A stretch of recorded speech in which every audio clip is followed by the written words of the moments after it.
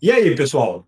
Paulo Soares, da DP Comp do Nota Já, com meu amigo Daniel Aires. Tamo junto mais uma vez.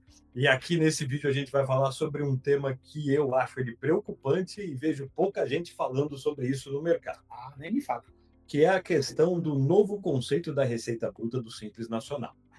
A historinha é a seguinte: a Lei Complementar 214/2025, que regulamentou a emenda constitucional da reforma tributária, enfiou lá no meio o novo conceito de receita bruta para o Simples Nacional. E esse novo conceito, ele amplia a receita bruta. E toda vez que a gente está falando em receita bruta, provavelmente a gente está falando em base de cálculo, que é o caso do Simples Nacional. Então, ampliação de base de cálculo significa aumento de imposto. Sim. A questão é, eu fiz uma publicação sobre isso, que a gente vou deixar até o vídeo aqui no final para vocês que não assistiram assistirem. Mas em razão dessa publicação, a gente recebeu algumas perguntas aqui, não foi, Dani? Verdade. Entre elas aqui tem umas principais que eu já já passo para você. Então a gente selecionou essas perguntas para a gente responder durante esse vídeo e deixar mais claro para vocês. Então vamos lá, né? Então vamos, Dani, qual que é a primeira pergunta? A primeira pergunta, Paulo, que a gente selecionou aqui é: qual a consequência prática desse novo conceito? A consequência prática é a seguinte: como é que a gente calcula o imposto do Simples Nacional? A gente pega atualmente tudo que se emitiu de nota naquela empresa, seja nota de produto ou nota de serviço, Certo? você inclui aquilo no DAS e Tá. você vai pagar a alíquota da faixa que a pessoa está do Simples De Nacional, faturamento, né? vai pagar uma alíquota sobre esse faturamento, que é Certo. exatamente o que a gente chama de faturamento, Ok. né? A gente está falando do novo conceito de receita bruta, a gente está falando do novo conceito de faturamento tributável do ponto de vista da Receita Federal.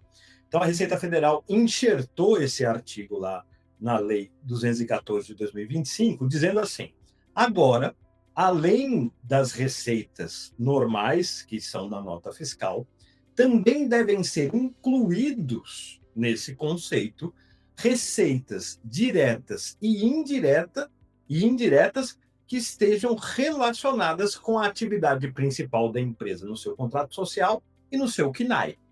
Isso faz com que a gente pense o seguinte: existem recebimentos das empresas que hoje não são tributados pela empresa estar no Simples Nacional e que passarão a ser a partir desse conceito.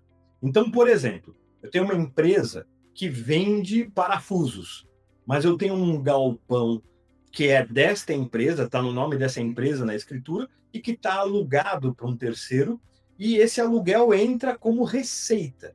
Aí a pergunta é: esse aluguel ele tem que agora entrar como receita tributável para o Simples Nacional?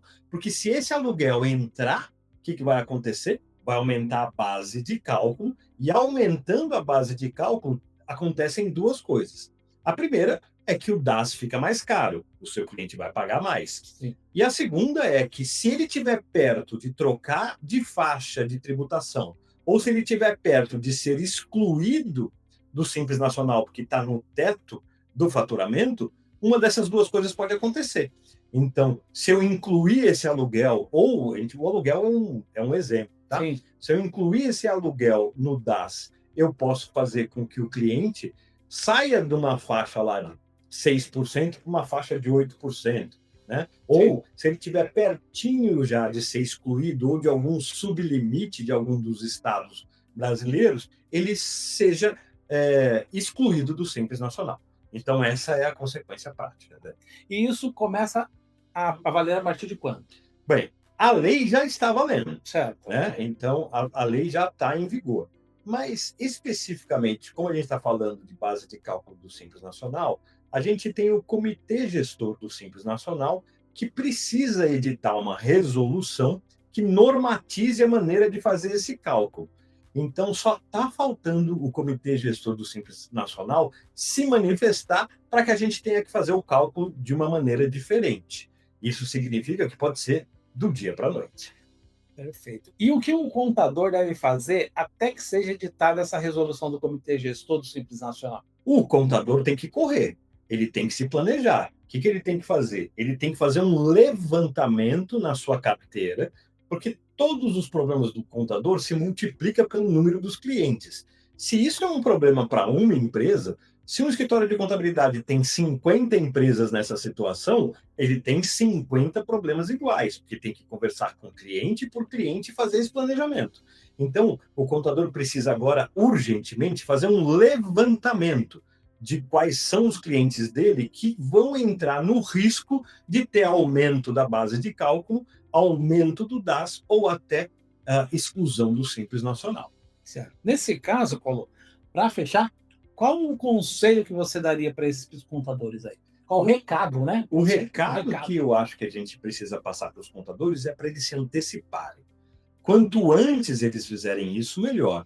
Porque você imagina, Dani, a partir do dia tal, o contador liga para o cliente e fala assim, ó, a partir do dia tal, em vez de pagar 10 mil reais de imposto, você vai pagar 15 mil.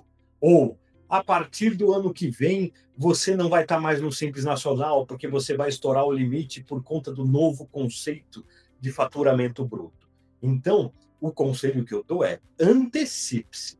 Você precisa fazer um planejamento para depois de que fizer esse levantamento, se reunir com todos esses clientes e reformular a estratégia desses clientes. É isso aí, Paulo. Então, as perguntas que foram feitas estão todas aqui colocadas, foi selecionado. Espero termos respondido aí, né, Paulo? E se você ficou com alguma pergunta, comenta aqui no vídeo, faz a pergunta aqui no vídeo ou em qualquer outra publicação das nossas redes sociais, que a gente grava um vídeo especial para você, só para responder as suas perguntas. E não se esqueça, DP Compre, 45 anos ao lado do contador.